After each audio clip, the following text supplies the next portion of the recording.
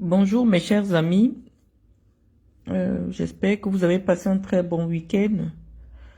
J'ai fait ce direct sans vous prévenir parce que, comme vous savez, lorsque je publie un élément écrit, je vous laisse une explication orale pour bien comprendre le message que je tiens à partager avec vous sur le plan écrit. Donc, j'ai pas beaucoup de temps. C'est une communication qui va durer à peine 20 ou 30 minutes. Parce qu'il n'y aura pas beaucoup de choses à dire, parce que je pense que nous tirons à la fin de cette série de réponses, d'explications, euh, et Dieu a bien voulu que je rassemble tous les éléments qui allaient premièrement justifier la démarche dans laquelle je me suis engagée depuis novembre 2023, lorsque j'ai quitté le Cameroun. Et comme j'ai dit dans mon message, je tenais d'abord à m'excuser auprès de tous mes proches, vraiment, qui travaillent dans le régime et parfois qui occupent encore des fonctions de responsabilité dans le gouvernement. Je suis consciente que mes sorties les ont un peu embarrassés, parce que oui, effectivement, je me suis mise en danger. Peut-être par ricochet, je les ai mis en danger. Et donc, je pense que je prie tous les jours que Dieu donne la force de me pardonner, parce que je comprends l'embarras dans lequel, depuis un an ou bientôt deux, ils vivent. Donc, de vive voix, je tenais vraiment à m'excuser auprès de ses aînés, auprès de ses amis, auprès de ses proches, auprès de cette personne que j'ai aimé de tout mon cœur, qui va se reconnaître. Mais je voudrais qu'elle comprenne que je n'ai pas eu de choix. Je n'ai pas eu d'autre choix que de me préférer. Je n'ai pas eu d'autre choix que de m'éviter peut-être un mot que je peux pas utiliser ici sur les réseaux sociaux parce que c'est un mot qui est banni par Facebook. Mais je dis que avec ce harcèlement que je subis depuis 2013, ces humiliations à répétition, ce dénigrement permanent, euh, à un moment donné, si je ne m'étais pas choisi, j'aurais été poussée à m'ôter la vie. Mais j'ai choisi de vivre. J'ai choisi de vivre pour mes enfants. J'ai choisi de vivre pour mes convictions et j'ai choisi aussi de vivre pour ces personnes qui m'aiment et qui ont vécu avec moi toute cette douleur de tout ce dénigrement que je vivais peut-être dans un environnement un peu plus restreint que les réseaux sociaux. Je ne me suis pas installée sur les réseaux sociaux pour devenir une star du virtuel. Je suis une personne connue dans la vie réelle. J'ai des faits d'armes qui sont connus. Mais malheureusement, les personnes qui m'ont considéré comme des adversaires, comme une adversaire, ont décidé de me créer un personnage qui a peut-être suscité des passions parce que je ne m'exprimais pas. J'avais une communication suffisamment élitiste qui faisait en sorte que le bas peuple n'avait pas accès à ce que je pouvais représenter ou à ce que je pouvais penser. Et pendant un an que j'ai pris la peine de m'exprimer sur les réseaux sociaux, c'était pour découvrir la personne ou alors mon âme qui se cache derrière les images glacées des unes des journaux. Donc, mes chers amis, c'est à vous que je m'adresse d'abord, pas les amis virtuels. Je ne vais pas vous citer parce que j'ai dit, étant donné que vous êtes mes véritables amis, j'ai tenu à vous protéger. Et je pense que je tiens toujours à vous protéger parce que vous comptez énormément pour moi. Les gens du virtuel, je les connais pas. C'est des spectateurs de ma vie qui peut-être m'observaient de loin et qui ont eu accès à moi grâce à la magie de la technologie. Mais ces personnes aussi, que j'ai découvert grâce aux réseaux sociaux, sont devenues une famille. Je respecte ceux qui pensent aujourd'hui que, à travers ce qui est diffusé sur les réseaux sociaux en ce qui me concerne, peut-être que je serais en train de subir une quelconque dépression. Je dis grand bien leur face, puisque lorsque je découvre des coupures de vidéos de moi sur YouTube, même ma voix elle est transformée. Je vais vous faire écouter une vidéo qui est diffusée sur la page d'un blogueur et vous verrez, vous allez me dire si c'est ma voix.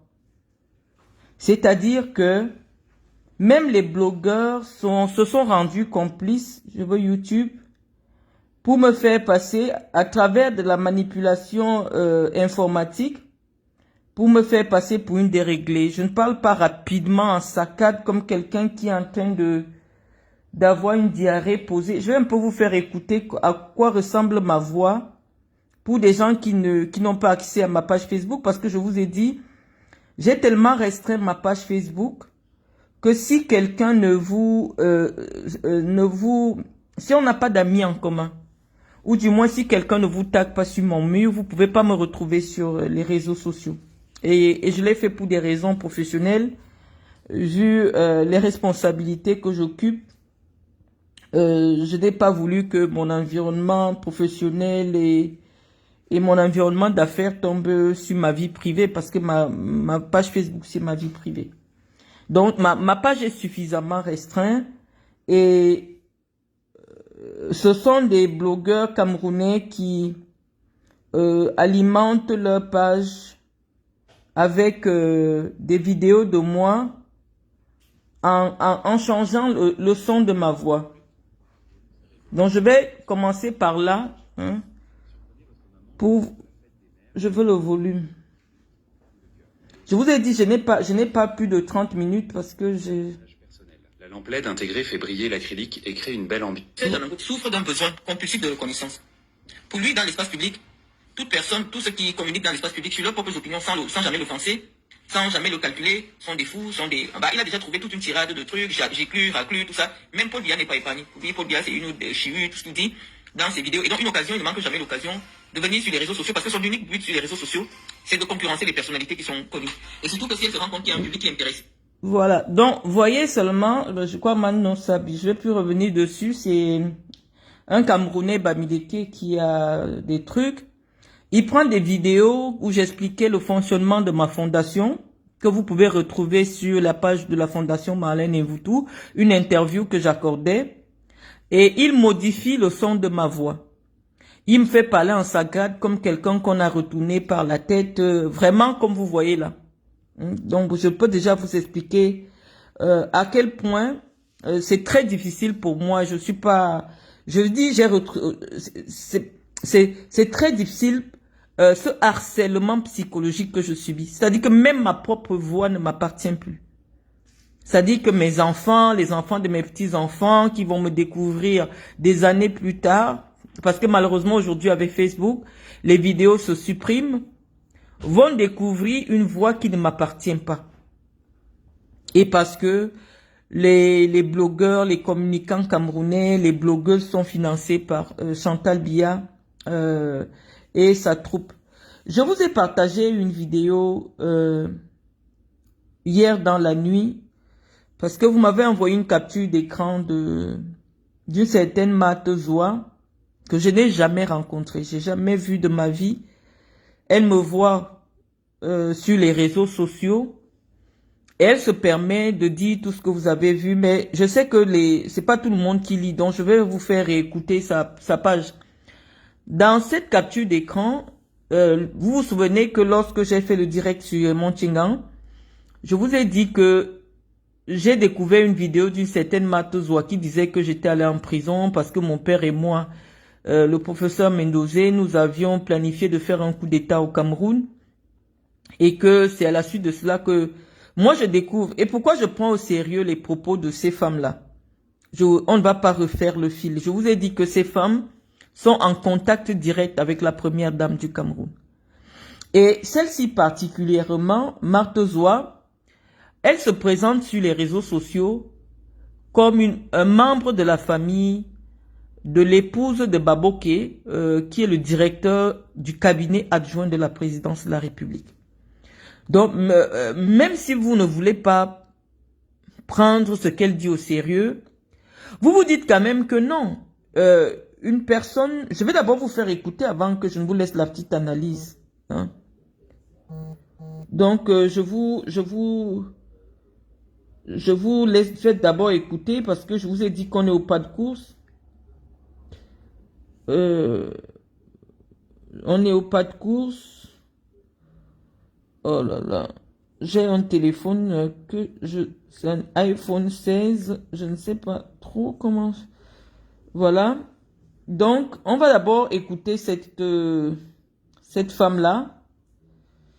Et je vais vous expliquer pourquoi c'est important pour nous de prendre au sérieux les sorties de ces femmes que vous méprisez, parce qu'en réalité, c'est des prostituées professionnelles qui ont fait de la prostitution ou du proxénétisme en Europe, mais qui sont aujourd'hui des proches de la première dame du Cameroun. Donc nous allons les écouter, et je pense que c'est des propos suffisamment dangereux qui auraient pu me coûter si j'étais allé en prison pour autre chose. Peut-être un deuxième emprisonnement parce que ces propos datent d'il y a à peine un an. Donc nous allons, à moins d'un an, nous allons l'écouter. On va faire le test ADN. Attendez. Ce sont bien biologiques. Oh là là. Michou, s'il te plaît, Elle a couché avec, pas le mari de sa mère, non, son père. Michou, s'il te plaît, viens bien me mettre le volume ici. Et tu me refais remets la vidéo.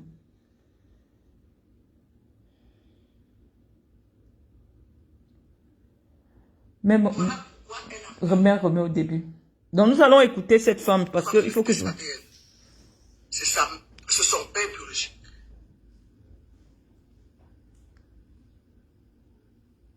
Elle a couché avec, pas le mari de sa mère, non, son père. Son père. Voilà pourquoi elle en veut au gouvernement camerounais. Parce qu'elle voulait régner dans ce Cameroun. Elle a l'aigle qu'elle a tatoué. Là. Elle a l'aigle qu'elle a tatoué entre ses cuisses pour voler haut. C'est pour voler haut. Dans ce Cameroun. Ça a été fait en Guinée équatoriale. Le voyage qu'elle a fait pour sortir avec les fils au camp, elle était avec son père. Elle est partie en Guinée équatoriale. Et il était dit qu'il fasse un coup d'État à Paul Biya, depuis la Guinée équatoriale. Je pèse mes mots quand je parle. Elle a fait ce voyage avec son père incestueux.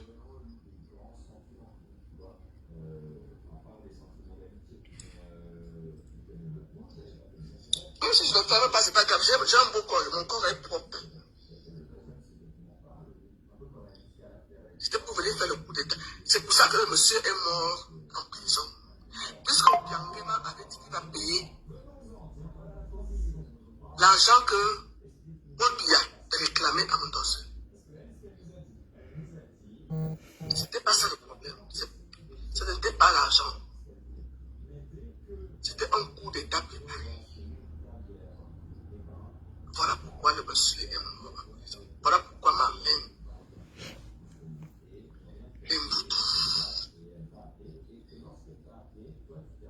était envoyé en prison avec son père incestueux. Vous comprenez? Tout ce qu'elle vit là maintenant, c'est le karma des marabouts, de tout ce qu'elle a fait. Parce que ces choses ont toujours les répercussions néfastes. C'est comme un fou qui a fait l'école. Et tu crois un fou qui a fait l'école en route, hein? Tu peux le prendre comme répétiteur de tes enfants. Hein? Tes enfants vont réussir le système. Hein? Marlène est restée avec les sequelles de la richesse dans sa tête. Elle en veut famille présidentielle parce qu'elle avait préparé un coup avec son père. Vous comprenez? Elle avait préparé un coup avec son père pour voler comme l'aigle sur les Camerounais. Hein? Dans ce Cameroun. Où c'est les MRSC, vous la suivez maintenant parce que vous ne connaissez pas le problème de fond. C'est ma soeur. Je peux même pas l'appeler ma soeur parce que quand on dit soeur en français, ça veut dire que vous êtes... c'est une compatriote du monde. Donc, vous avez suivi sa vidéo. On peut dire que, bon, c'est des égarés des réseaux sociaux, mais voici cette femme, voici son billet d'invitation au palais qu'elle a présenté à la présidence de la République, signé du cabinet civil. Elle dit que c'est en récompense de ses activités sur les réseaux sociaux que la présidence de la République lui a envoyé ce billet à la tribune d'honneur. Donc directement derrière le président de la République. Voilà le 20 mai 2025. Et là voici avec la première dame du Cameroun juste après cette vidéo. Donc vous voulez bien nous considérer que nous sommes des aigris, mais lorsque des gens, une personne qui s'affiche avec l'épouse de Baboké, qui s'affiche avec la première dame du Cameroun, prend sur elle de venir sur les réseaux sociaux faire ce type de déclaration. J'ai déposé une plainte contre cette femme sur la base de cette vidéo. On a appelé les autorités judiciaires pour leur expliquer que ces femmes travaillent sur les réseaux sociaux pour Chantal Biya. Je vous ai fait écouter Raymond Tchengang qui vous a répété la même chose, puisque lorsque je vous le disais en novembre 2023, vous m'aviez considéré comme une personne vraiment qui est atteinte par quelque chose. J'ai même suivi Ngungun, l'autre folle Bamoun qui traîne partout sur les réseaux sociaux. Vous dites qu'en réalité, j'aurais pété un câble parce qu'on m'a sorti d'une maison pour une affaire de location.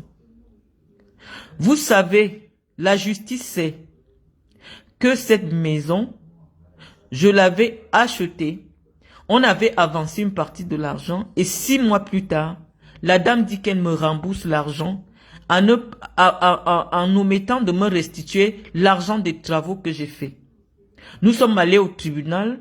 Le tribunal n'a jamais dit que j'étais locataire, mais se sont assis sur les réseaux sociaux pour dire que c'est à cause de mon humiliation que je ne peux plus jamais devenir quelqu'un. Mais je vais vous dire, depuis que Paul Biya est devenu comme un enfant, malheureusement la personne qui dirige l'État du Cameroun a l'intelligence d'un enfant de 14 ans. Parce qu'elle n'a jamais traversé la classe de 4e. Et donc ces femmes qui l'approchent, voilà les femmes avec qui elle cause. Puisqu'elle ne peut pas échanger avec une femme agrégée de droit ou quelque chose. Quand vous savez que les services de renseignement du Cameroun, c'est des femmes-ci. Moi, je vivais même pas au Cameroun. Je travaillais entre le Qatar et la France. Je vous ai dit depuis longtemps que dans les cercles de Chantal Biya, lorsqu'elle a appris que j'avais une histoire avec un fils de président et qu'éventuellement, je pourrais devenir première dame. Je ne sais pas où elles avaient lu ça dans une boule de cristal. C'est à partir de ce moment que cette dame-là a décidé de me détruire. Moi, je croyais que j'étais allé en prison pour escroquerie. Mais l'approche de Baboké, l'approche de Baboké, la femme de Baboké, des pasteurs, parce qu'on suppose quand même que quand un couple de pasteurs a un ami intime, comme Zoua prétend être l'intime du couple de pasteurs Baboké, prend la peine de prendre la parole sur un sujet aussi sensible sur les affaires d'État, ça veut dire qu'elle est suffisamment renseignée.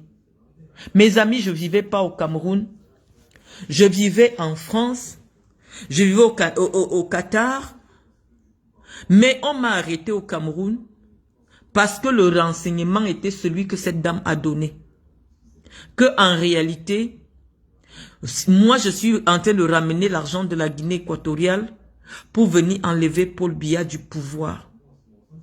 Quand vous collez une histoire pareille et que vous constatez que à la suite d'un problème dont la justice vous a donné raison, le problème de maison, vous voyez la GP chez vous, cassée, bousculée, comme j'ai vu, on vous filme, on vous met sur les réseaux sociaux. Vous comprenez que cette femme n'est pas loin de vous tuer, parce qu'elle vous envoie en prison, vous sortez. Vous êtes toujours dans les rangs. Elle vous fait humilier, comme vous avez vu là. Je suis toujours dans les rangs. Il fallait que je me choisisse. Il fallait que je vous explique. Voilà Malise et Bumbou, tu as bien compris. Je vous ai posé les documents de la vente. Mais ce qu'on leur avait dit, de venir vous dire sur les réseaux sociaux, c'est que j'étais locataire d'une maison de 300 000. Or, les tribunaux, les journalistes qui étaient au parquet, tout le monde a entendu l'histoire. Parce que Chantal s'est donné pour mission de dire, de faire d'abord que mon projet de vie amoureuse en Guinée équatoriale échoue. Parce que les rapports qu'on a donnés à la Guinée, c'était qu'en réalité, je vivais avec un fils de Paul Biya, et que, donc, c'est-à-dire que à cause du fait, je ne sais même pas parfois, je veux rester comme ça, j'oublie cet épisode de ma vie. Après, je reste, je dis, avec la maturité, je vois quand même les ramifications. Les amis, j'ai invité Eto-Fils, là où j'étais en Guinée.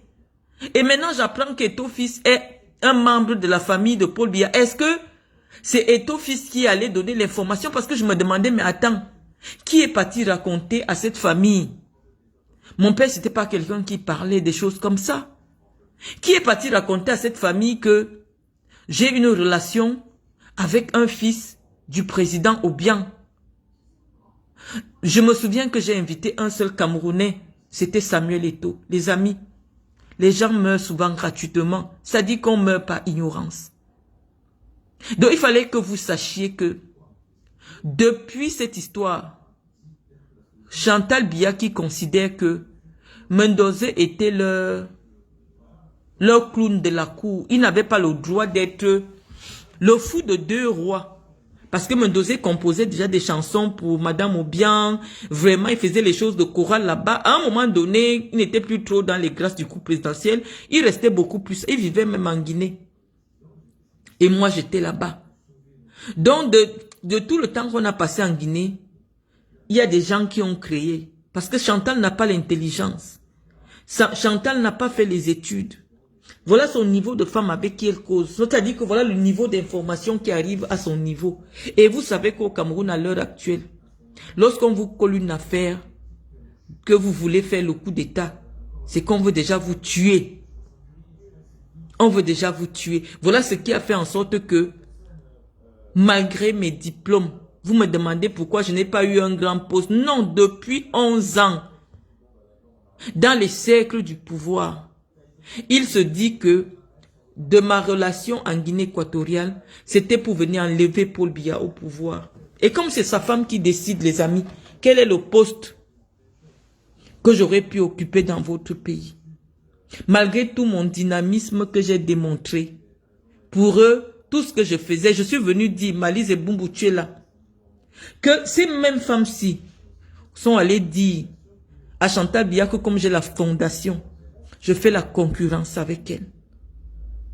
Moi, j'ai toujours minimisé jusqu'à ce que je vois les effets réels. Je vous ai dit que je suis allé en prison.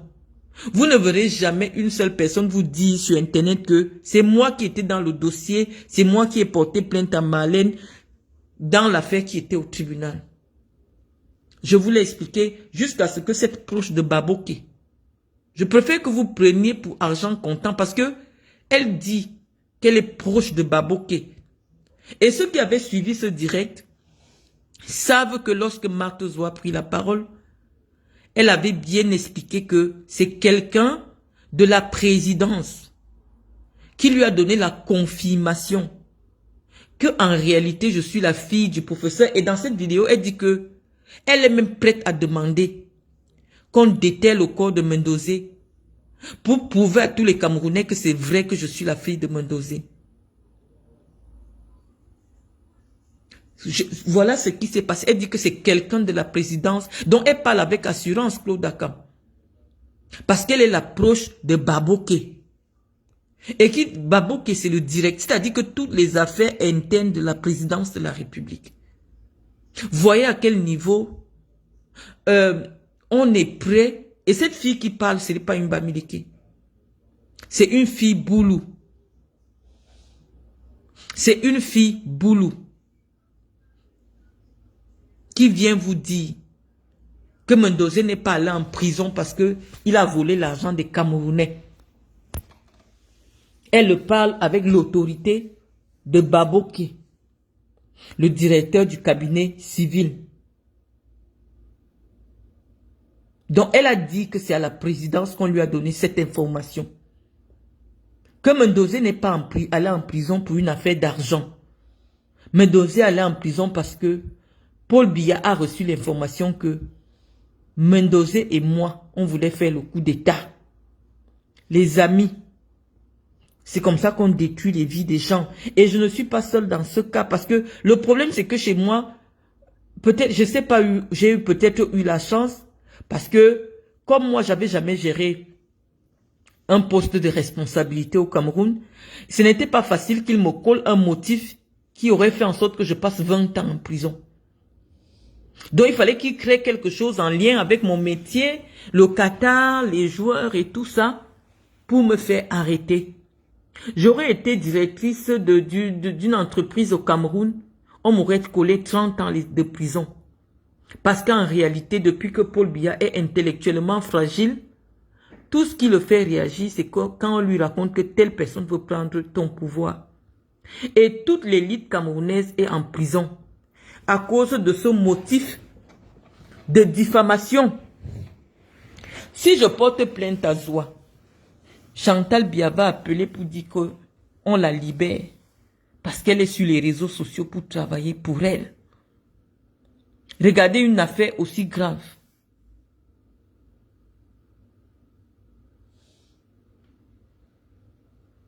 Donc vous voyez à peu près à quel niveau se trouve votre pays. Quelqu'un comme Ataname Bara, quelqu'un comme Abba Polycarpe, tous ceux qui sont là-bas, les Marafa Midou Yaya. On dit que l'enfant de Marafa Amidou Yaya a dit quand il jouait avec Brenda que quand papa aussi sera président, on va faire comme ça. C'est comme ça qu'on a détruit toute l'élite camerounaise. Parce que ceux qui viennent souvent débattre avec moi, quand je leur dis comme non, moi les informations des proches du couple présidentiel qui arrivent à mon niveau, c'est que moi je ne suis pas là en prison parce que j'ai volé la chose de quelqu'un. On dit que c'est moi qui devais ramener, c'est moi qui ramenais l'argent. Or, je venais soutenir financièrement mon pauvre père qui n'avait plus rien à manger. On dit que non, c'est moi, comme j'allais être l'épouse d'un président, ou je voulais être l'épouse d'un président, je ne sais pas dans quelle boule. Je ne suis pas la seule fille avec laquelle ce monsieur est sorti. Camerounaise, je ne pense pas. Peut-être c'est vrai que il faut qu'il n'y ait pas trop les Camerounaises, mais je ne sais pas. Moi, je porte une croix sur la tête parce que j'ai osé avoir une relation avec quelqu'un qui occupe de hautes fonctions dans un pays voisin. Il fallait qu'on m'humilie publiquement parce que Chantal a toujours demandé que tout ce qui me concerne, on filme, on m'humilie publiquement pour que ça se voit dans le monde entier. On est venu m'arrêter avec mes enfants en direct de la CRTV. J'étais surprise d'abord, je trouve les caméras. Les AVP qui est aujourd'hui décédé, Nyassa Soleil est en vie, il était là. Je les trouve déjà, ils avaient été signalés. On vous dit la CRTV. Je les trouve en train de rôter autour de la maison de mon père. Je demande que mais qu'est-ce qu'il y a ici? Est-ce qu'il y a un ministre qui va arriver? Tout ça, je ne sais pas. Dès qu'on m'a arrêté, direct à la CRTV, je dis mais c'est quoi le délire? On dit que non, c'est le fils du président ou le neveu du président avec qui je sortais qui m'a fait arrêter parce que je lui ai pris beaucoup d'argent. C'est ce qui se disait pour neutraliser le camp équato-guinéen. J'ai dit que je connais, j'ai même appelé Bonivant. Je ne vais pas vous raconter mon histoire toute la vie, les amis. Maintenant, je vous pose seulement des preuves et parfois je viens vous laisser un message vocal pour bien vous expliquer ce que j'avais à vous dire.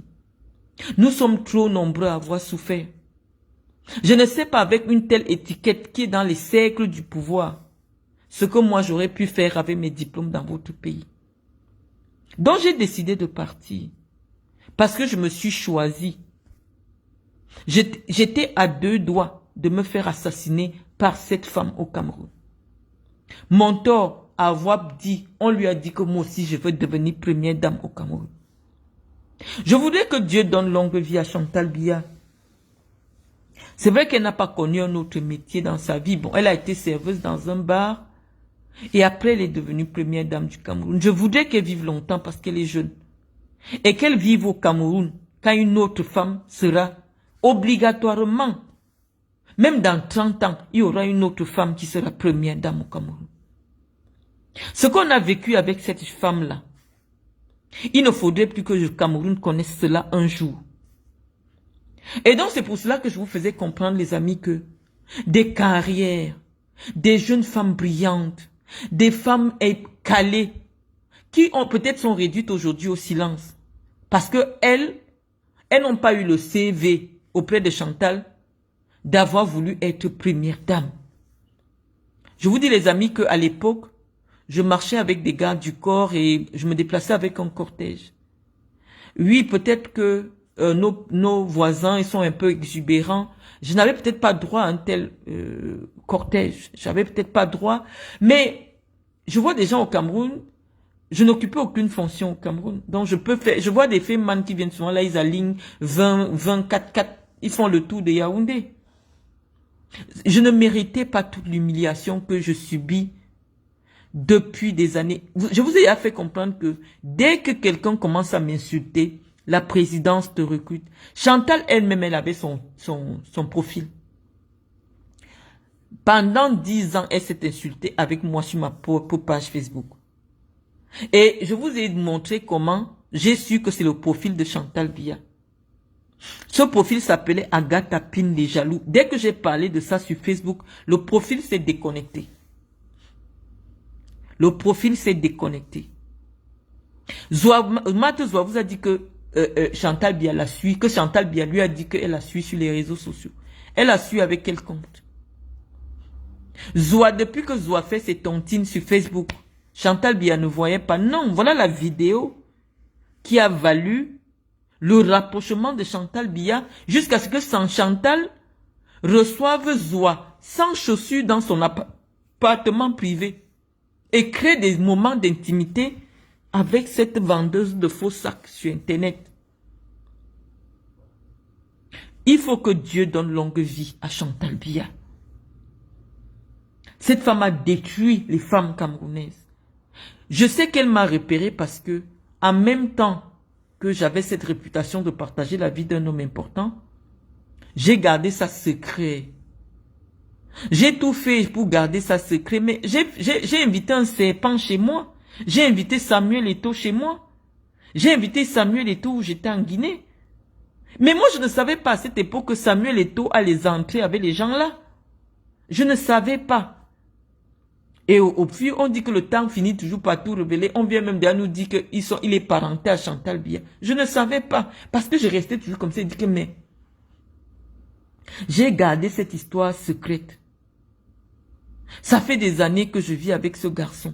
Personne n'était au courant. Qu'est-ce qui s'est passé pour que, à un moment, les télés en parlent, les radios en parlent? Qu'est-ce qui se passe? Le seul Camerounais que j'ai invité, c'était Samuel Eto'o.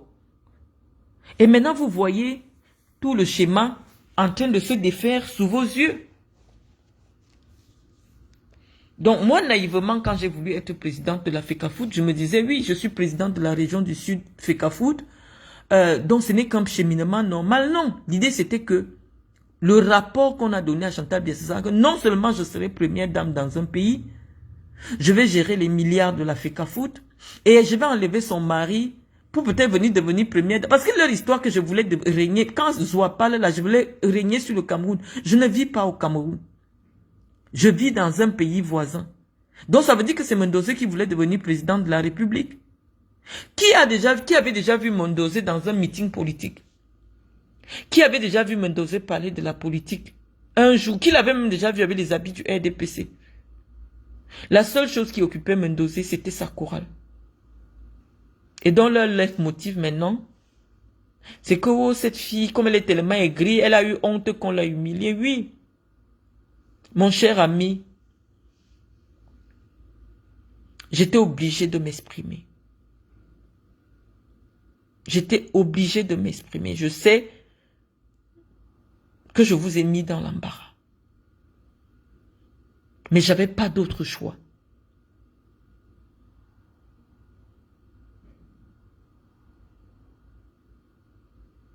J'avais pas d'autre choix que de vous décevoir parce qu'il fallait que je me choisisse.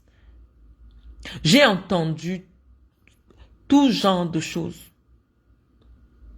sur les réseaux depuis que Chantal Biya a donné le feu vert pour qu'on détruise mon image. Je ne vais pas revenir sur tout ce que l'autre pembèche là, qui a la peau cramée là, même la cité là, c'est de lui donner de l'audience. Tout ce qu'elle a déversé sur moi et sur Mendoza sur les réseaux sociaux. J'ai porté plainte. Parce que je ne voulais pas m'exprimer sur les réseaux sociaux. Mon cher ami qui occupe une fonction de responsabilité au Cameroun. Je t'ai pas appelé. Je t'ai pas appelé. Parce que je savais que mon pays est un pays de droit. Je pensais que la justice allait faire son travail. Je ne m'étais pas exprimé sur les réseaux sociaux.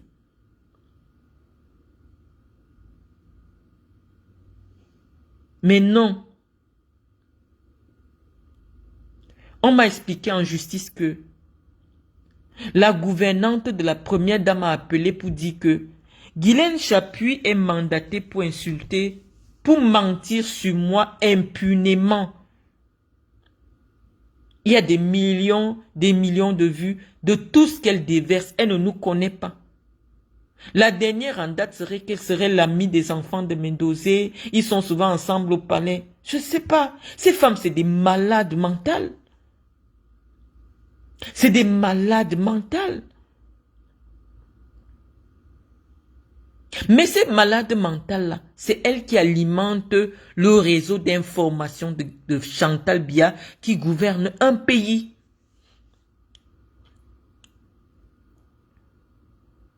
Donc voilà les amis, malheureusement je vous ai dit que je faisais que 30 minutes. Nous sommes à 11h29. Je vous laisse cette communication. Comme je vous ai dit, je pense que vous avez eu suffisamment d'informations en un an. Maintenant, je ne viendrai plus répondre aux gens. Si à l'avenir je fais un direct, ce serait pour vous apporter pour partager avec vous mes opinions politiques. Si c'est nécessaire, je ne suis même pas au Cameroun. Si c'est nécessaire, ou du moins si c'est ma vie qui vous a attiré, je vais recommencer à vous montrer des photos de moi. Des photos de ma vie. Mais je vous ai expliqué, je vous ai posé tous les éléments. C'est à vous de décider. De croire ou de ne pas croire. Sur ce, les amis, je vous souhaite une bonne journée et puis à très bientôt.